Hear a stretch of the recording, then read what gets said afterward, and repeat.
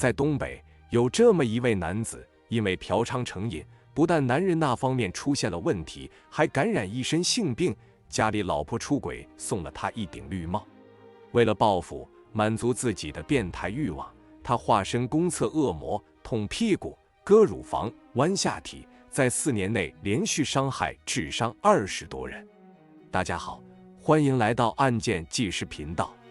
今天我们来聊一起发生在东北吉林的真实案件，此案被列为2000年公安部1号督办大案。下面开始我们今天的探案之旅。话说啊，在吉林的一个小县城里，有这么一位哥们儿，名叫钱彪。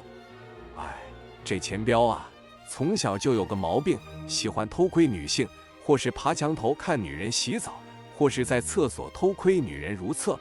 这一来啊，二去的就上了瘾。你想啊，这天天盯着人家姑娘看，哪能有什么好事呢？果不其然啊，这钱彪长大了，偷窥已经满足不了他了，开始频繁的嫖娼。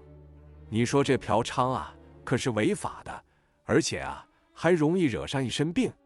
这不，钱彪就中招了，得了一身的性病。一天，钱彪又走进了一家街边的发廊，门还没关上，就急吼吼地脱了衣服。可是面对热情的发廊小妹，他男人那方面出现了问题，小妹怎么逗弄都起不来，最后被小妹轻蔑地嗤笑：“大哥，你那个不行，以后就别出来玩了，耽误时间啊，钱是不退的。”钱彪心里那个恨啊，别提了。他心想，我这一身病还不都是你们这些小姐传染给我的？可这事儿啊还没完呢。他家里老婆还给他送了一顶绿帽子，老婆跟相好跑了。哎呀，这钱彪啊，心里简直是火冒三丈。这时候他心里就开始盘算了，我除了这一身病啥也没了，我还有什么好顾忌的？我要报复，我要让那些看不起我、伤害我的人付出代价。就这样啊，钱彪开始了他疯狂的报复之路。他化身公厕恶魔，专门刺美女屁股。夜里，钱彪躲藏在一个公厕里，等待着目标出现。夜深人静，只有微弱的灯光在公厕内摇曳。这时，一个年轻女子小红走了进来，她完全没意识到即将面临的危险。钱彪屏住呼吸，心跳加速，他从暗处盯着小红。就在小红刚刚蹲下时，钱彪冲了过去，拿着匕首对着小红的臀部就是一刀。小红立刻痛得惨叫声不断，钱彪然后迅速逃离现场。自从成功刺伤了小红之后，他就像是上了瘾一样，开始疯狂地连续作案。每天深夜，他就潜伏在行人稀少、灯光昏暗的小巷公厕附近，等待着猎物出现。这不，有一天晚上，他又盯上了一个名叫小芳的年轻女子。小芳刚下班，正急匆匆地往家赶。她走进了一个昏暗的公厕，完全没意识到钱彪正躲在暗处，眼中闪烁着凶光。钱彪看着小芳，心中涌起了一股莫名的兴奋。他悄悄地接近小芳，手中的尖刀已经蠢蠢欲动。还是同样的套路，在小芳蹲下时，拿着匕首对着臀部就是一刀，然后迅速逃离现场。谁能想到上个厕所都能被捅伤屁屁，这谁受得了啊？一时间，公厕恶魔让整个县城都陷入了恐慌之中。连续的成功作案多起，钱彪心里愈发扭曲。这不，他开始不满足于只是刺伤人，竟然动了杀心。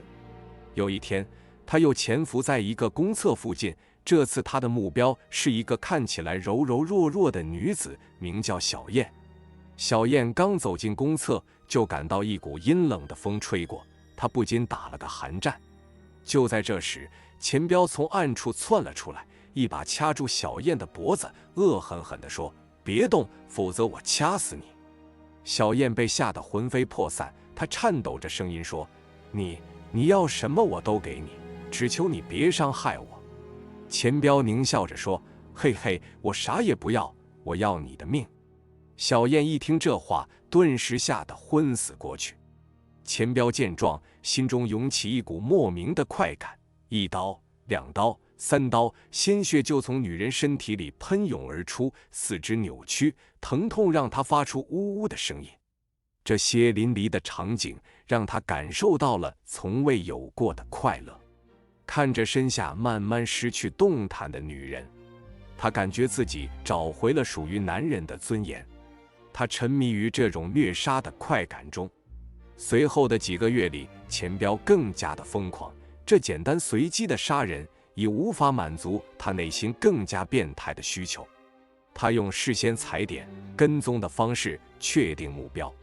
当年5月25日以及6月10日凌晨，有5位妇女在熟睡时被刺伤臀部，并且她们的大腿以及私密部位也受到其行刺。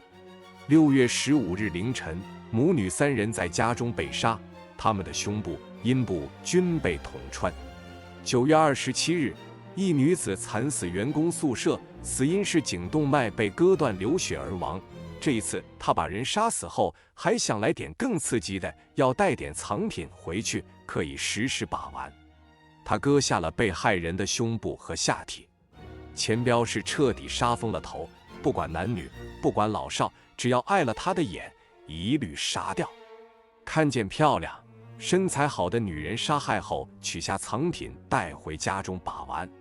连续的杀人案件让整个县城都陷入了恐慌之中。截止到2000年6月，已经有12人死亡，17人重伤。在这么多起案件中，警方在现场只提取到了2枚指纹。连环的变态杀人案让警方承受了巨大压力。2000年被列为2000年公安部1号督办大案。由当时的吉林省公安厅厅长亲自带队成立专案组，专案组还请来了有刑侦八虎称号之一的指纹专家。但是直到2000年8月24日，案件才迎来了转机。